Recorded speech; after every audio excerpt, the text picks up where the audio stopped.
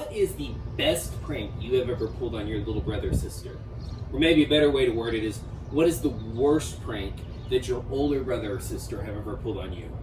For me, I love to prank my little brother. One time we were fishing behind our house and I caught this fish. And I yelled at, "Hey Colin, come over here, check out this fish." And as he walked up, I just slapped him across the face with it. Now, I don't know if that's really a prank. I think maybe that's probably just being a jerk.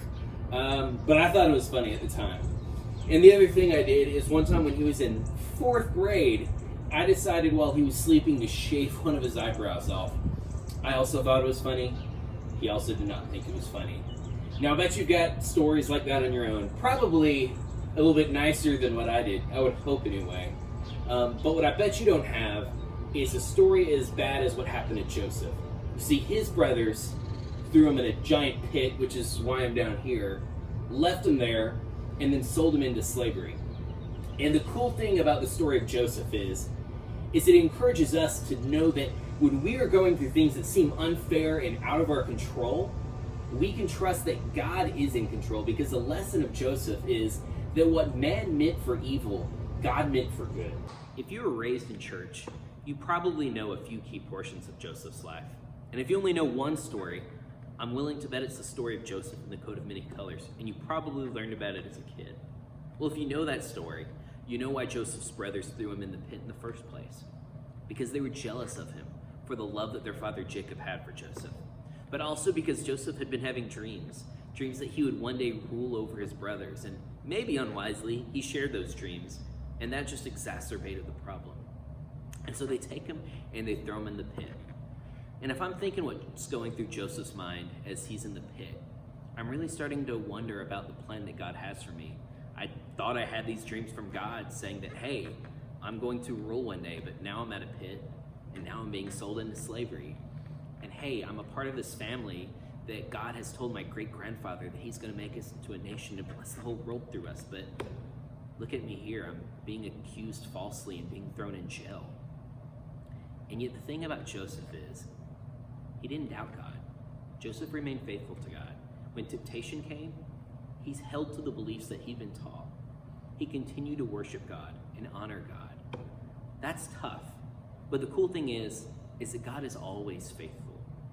And so God provided a way for Joseph to rise up out of the problem that he'd fallen into. While Joseph was in prison, Pharaoh had a dream, and nobody could interpret that dream.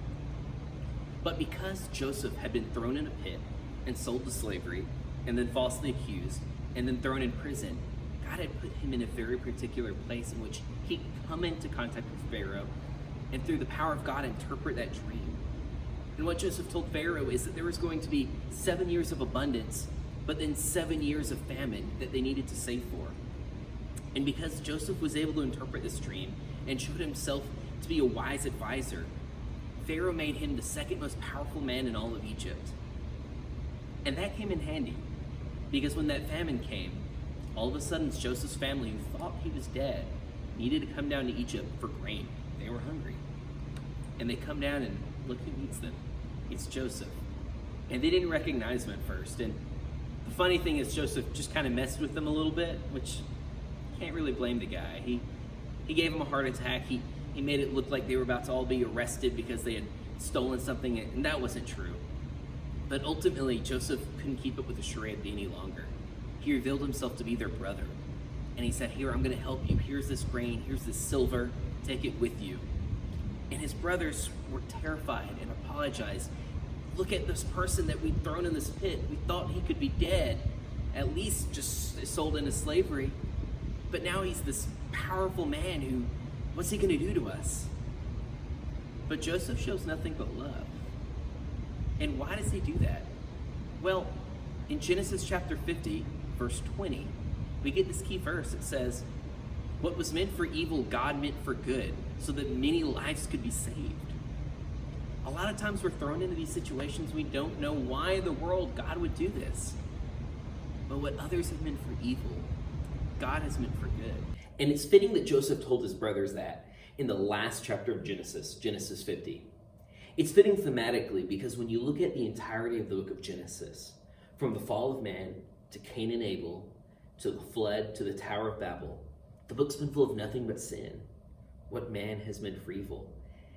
And you could be forgiven for looking at the Garden of Eden and then seeing what the world had become by the end of Genesis and going, God, are you in control? But God's been seeding his plan for redemption all throughout Genesis. God had a plan all along, and that plan is Jesus Christ. And so the same goes for our own lives. When we look at the world and what's going on for right now, COVID-19, or whatever we're struggling with personally, right now we're living in times where if you feel like Joseph in the pit, I couldn't blame you.